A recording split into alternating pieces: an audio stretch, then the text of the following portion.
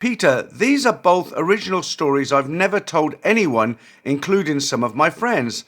Never posted to other channels or sites, so do with them as you please. I wrote them directly my thoughts without regard to YouTube rules, so if you have to change a few words to avoid issues, I'll understand. I think the names are common enough that you don't need to change them, even mine. But again, it's your channel, so I'll just sit back and let you tell it. My name is Brian, and at this time I'm 52 from the USA. And in January 2020, I visited Thailand to meet someone and hopefully start a relationship. Details of that first person aren't really important because we didn't hit it off from the jump, and soon I was alone and searching for someone to at least have a good time with. I got on the usual apps that Thailand has. In this case, it was Thai friendly. I found a girl named On. She was 31 years old and a masseur at a shop that, when I checked the location, it was just a short grab away. I think she didn't believe I was ever going to show up. She was on Thai friendly looking for clients, but we had a nice conversation and seemed to connect quite well. So I went to her massage shop the next day in the afternoon. This shop wasn't open past midnight and wasn't in the entertainment areas of Bangkok as said, so I thought the employees use any way to get business that they can. Get on an app, find some clients, make some money. I sent a message to let her know I was on the way and she was waiting to see me. When I arrived, I was met with the entire shop staff who knew I was coming along. An had a big smile on her face and was happy that I showed up. I asked for a nice long massage and really wanted to get relaxed and change the vibe of my trip, which was already almost over. She was petite but quite well developed, even slightly muscular. She was incredibly strong and got me well relaxed. At the end, she asked if I wanted the extra service, and I was so attracted to her that I couldn't refuse. During the act, she whispered in my ear that if I wanted to, I could touch her. A soft touch goes a long way with a sensitive man. At the end, I paid for my services and gave her a good tip. She tried to refuse it, but I said I don't mind. She just leaned forward into me and put her head on my front of my shoulder, and she said thank you. I left Thailand the next day to go home, as I was scheduled to do. But of course, we all know what happened after that. The pandemic came along. Thailand was devastated. Closed businesses and massage shops. She had an 11-year-old son and she was working in Bangkok to provide for him as he was staying back with her family in the countryside. I felt such compassion for her as I watched her work evaporate and income become a serious struggle. She had a very clean but cheap apartment in a part of the city where no tourists go. So I started supporting her and we communicated online every day. Little bits, not a lot really, $150 or $200 a month. She could really stretch that money out. I did that for 2 years until Thailand opened up again and we began to now see each other again and really date.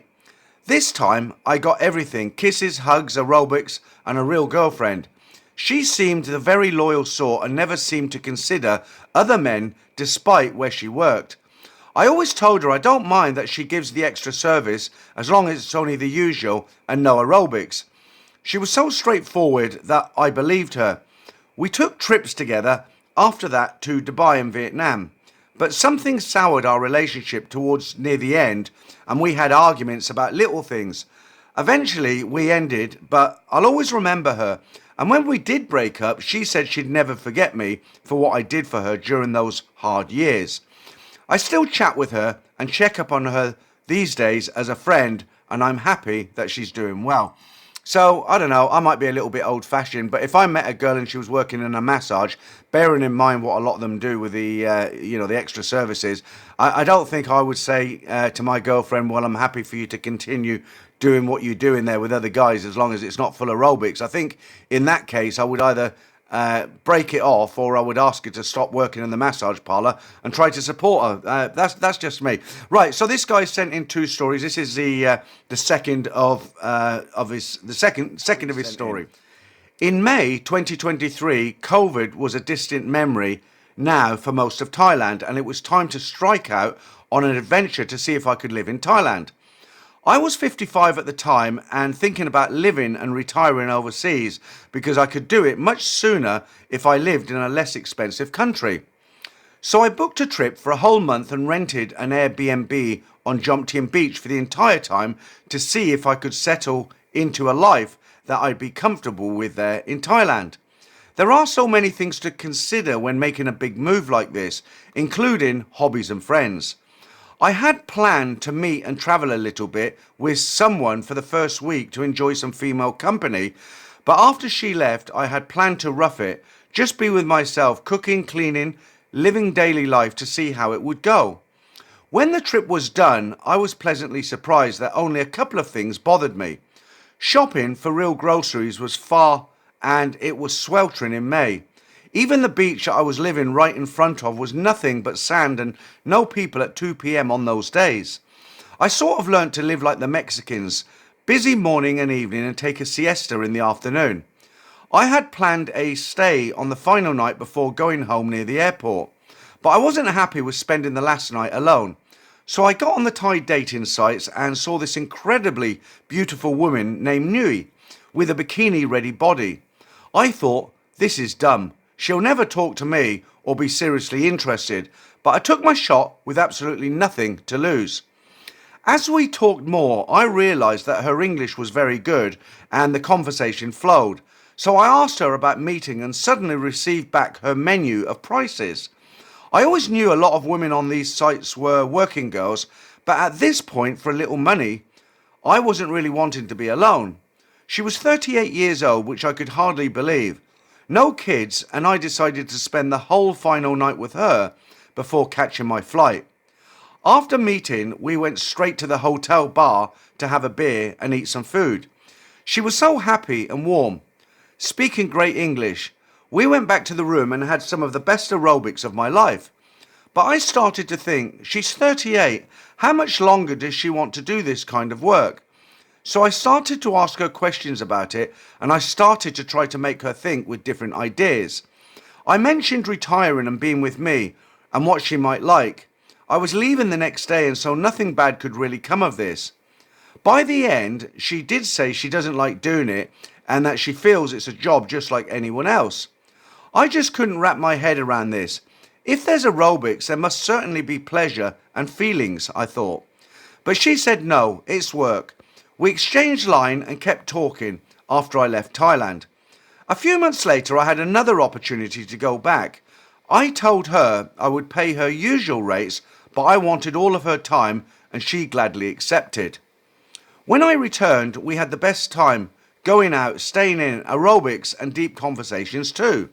She said the only time she stopped working was for a boyfriend in the past. The boyfriend requested it, and in return he supported her. And this is the part you always hear about. They say they quit, but they don't. But this woman said when she was supported, it was a relief not to have to work. You could feel the relief in her voice. Call me a simp, but I believed her and she extended the offer to me. Be my boyfriend, support me, and I'll stop. So I called her bluff and started telling her I wanted to move to Thailand and get a place together and always be together. And she said, yes, okay, let's do that. She had put the ball in my court, so now I had to try and put it back in hers. I asked her if I did that, would she be willing to marry me? She said yes with a big smile. And then I asked her about kids because she's 38. It's like a last chance, and she got a big frown on her face and said no. I didn't totally understand that one, but I guess when you do one thing for nearly 20 years, maybe some other things just get lost in the shuffle. At that point, the ball had been put back in my court again. And even though she always used protection, even with me, I had to eventually let it fade away. I just couldn't make myself get too close to a short-time girl, and yet there's a chance it could have been good for both of us too, as she indicated. I still think about her today, although I declined to keep the communication going. So I'm allowed an opinion like everybody else, and my opinion on something like this is it's just a no. It's a no-go, isn't it? I mean, if a girl's selling her services online and she's got a menu for you to choose what you want, She's never going to stop, is she? Because it's big money, and unless you're a very, very wealthy guy, she's going to continue doing it behind your back and maybe have multiple sponsors. So I just don't think it's something that would ever work. And something else I wanted to mention, there's a belief in Thailand that it's illegal to run an Airbnb, and it's actually not. They are actually legal. But if you have an Airbnb in Thailand, you must hold a hotel license to be able to let out rooms like a hotel. If you don't, it's you can get a 20,000 baht fine.